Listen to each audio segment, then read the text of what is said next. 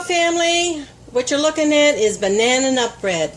That is vegan, no eggs, there's no banana, there is walnuts, and so stay tuned because this is going to be a fabulous, wonderful, oh, and it's sugar free. Yep, it's all that but the fabulous taste, so hang on, we'll start right now. Okay, let's get started making our bread. Here I have filtered water at 105. It could be 105 to 110 degrees. I checked it with my little gizmo thing. I love this thing.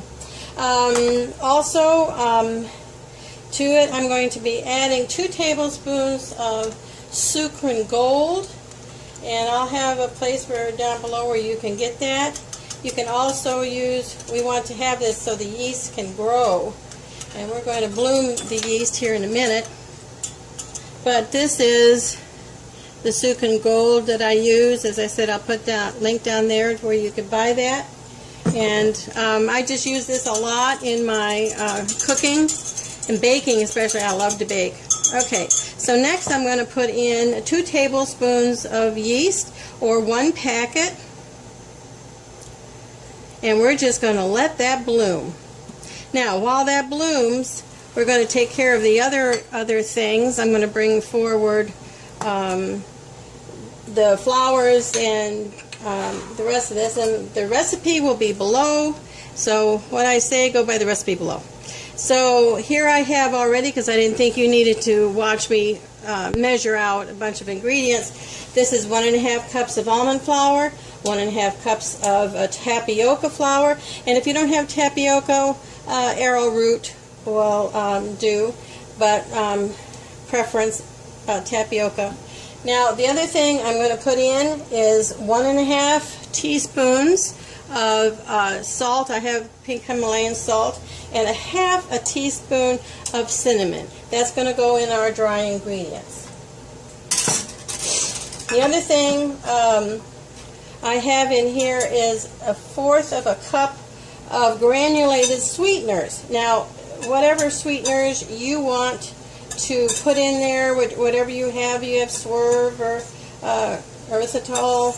I use Pure that I buy, and it's a stevia, which I like and use stevia a lot. It's one of my go-tos. Also SucraDrops, and I'm going to use the SucraDrops, and I'll show you that when we get to it. So what I'm doing here is making sure everything is combined, because when we want to put our wet ingredients with it, we don't want anything to make sure the cinnamon is all in there good. The other thing is that we're going to put the nuts. This is 1/2 cup of rough chopped walnuts. Now, if you know banana bread, you always put nuts, banana nut bread. So that's what I'm putting in here. So it'll get covered with, well, let me give my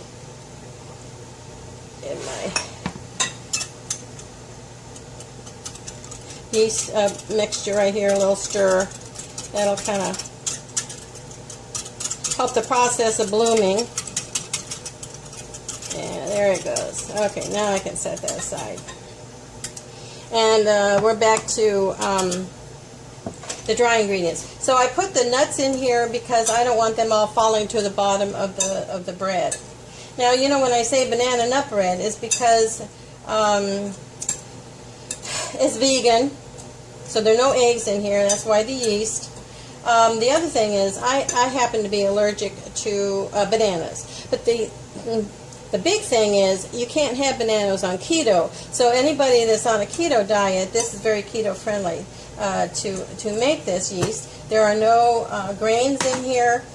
This is all nut based as far as coconut and walnut. Walnut, coconut and almond flour, as well as the arrowroot or tapioca, and I have tapioca in here. So after all that is kind of smushed around and covered, we're going to go back to our starting to bloom, as you can see, and I think that's pretty good. We're going to put in the rest, because this is where the rest of the liquid goes. And this is, I have 2 teaspoons of banana extract. And you can get that I think, everywhere. I don't know. But I'm putting that in, and that's our banana flavor. As I said, I'm allergic to bananas, and keto you can't have. And I want this to be able to be used by many people on whatever diets. And of course, the non-sweeteners, you're not using sugar, and so that's good for keto as well as all diabetics. In here I have half a teaspoon of vanilla extract. So I'm putting that in as well. And that's all going to go in there. Now, this is where we put, if you followed my other videos, and if not, I'll put them at the end. You can click on them. The other yeast-based breads that I'm really doing a series of these because my husband says, can't we have this? Can't we have that? And I said, well, you know, it's got sugar, it's got lots of eggs. I can't eat it.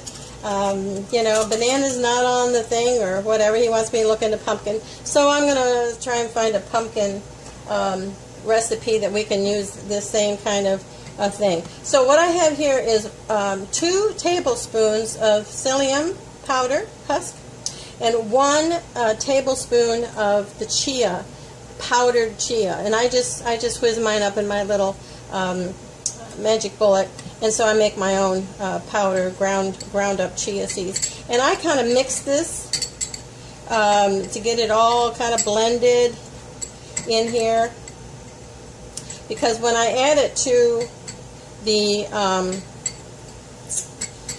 wet mixture, that's how your bread is going to get the structure, since it doesn't have any gluten in it and nor eggs. But this really works well with the yeast.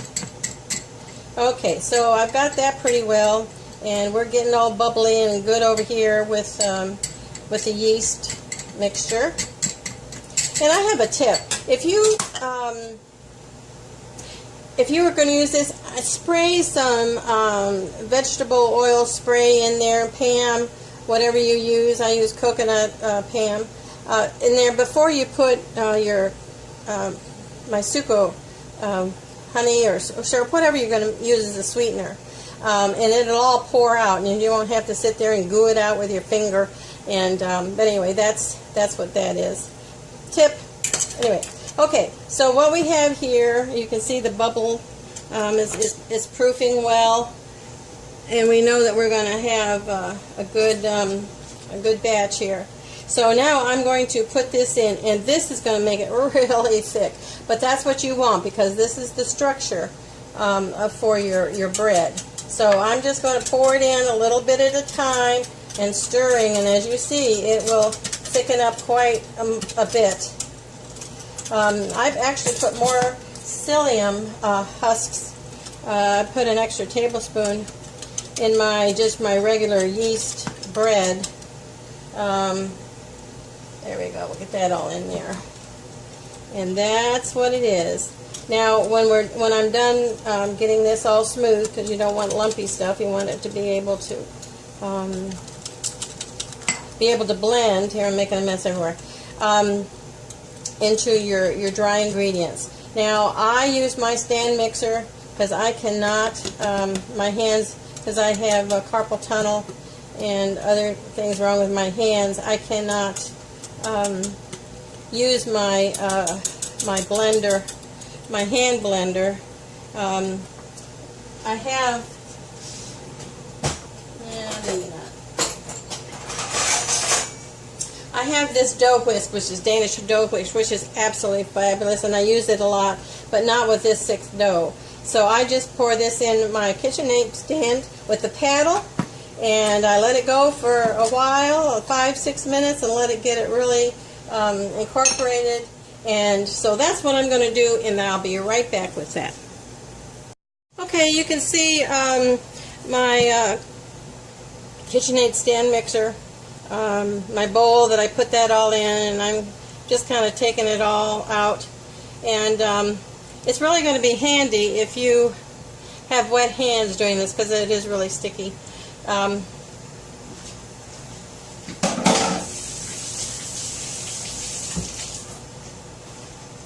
And what I do is I take a little spatula and I just kind of scoop it off around the sides and bring it all to the middle, because I'm going to take it out with wet hands. And I do say that in the directions down below.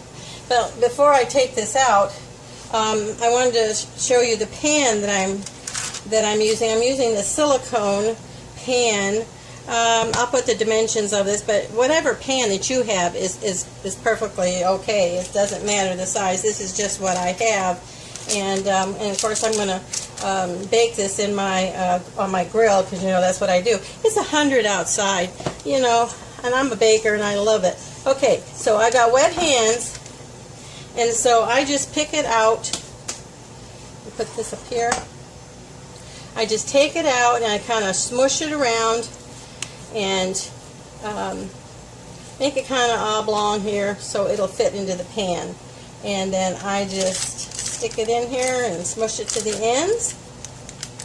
And that's it. Now we're going to set it in a place where it can rise for several hours, because it will rise and become double in the size. Oh, it's really so good. You know, using that banana extract, you would never know. It's so moist, and you know when you do zucchini bread or banana bread, it's moist. That's part of why you use that. And says, you know, that's just what I do. I just have to live life with a twist. I have to modify everything because I don't want to. But that's it, and that's how we do it. And this is going to be. I'm going to cover it with a towel and just let it rise for a while, for a couple hours, and we'll be back when that's done. This is my setup for the grill on my back on my outside kitchen, and what I have is 15.5. In fact, I have 2 of them, and with a because I don't want to have. It's just a cooling rack. I just use that because I don't want this on the exact bottom of the pan. So these are my cast iron pans, and I'm going to put this on top. It's 100 degrees outside here, and I've got my grill set for 350. Alright, let's just see how it is. It's been an hour and it's been on low and slow. Oh, does that look great? Oh, yes. Look at that. Isn't that just beautiful? Alright, let's take this inside and we'll let it cool. Here we have that's out of just took it out of the grill, and these little papers are going to come in handy. Now this is what I do. I turn it over, and I take these little papers, and it just lifts it right out. Ooh, look at the steam on that. Ooh, it's going to smell so good. Oh, man. So anyway, I keep it like that and I let it cool upside down. It seems to distribute all that the heaviness, not just at the bottom, but it also distributes throughout the loaf. So we'll be back when that is cool and I can cut it and taste it for you. Well, here's our loaf. It's all cooled. My family is hanging around me waiting for me to cut this open because they love this. My whole house smells like banana nut bread and the cinnamon. It's just awesome. And you'd never know that didn't have a banana in it. It didn't have. It's just with a banana extract, and it's going to be some moist. So here we go. Here it is. Let's see. Can you see it? Yep. Okay. All right. Here it is. Let's see what the... Oh my. It's wonderful.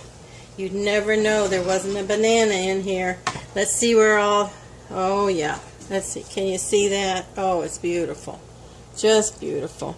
And the nuts are in there. You can already see the nuts. There's a nice big one right there. I like to keep them so you can see them and smell them. Oh, I wish you could smell it.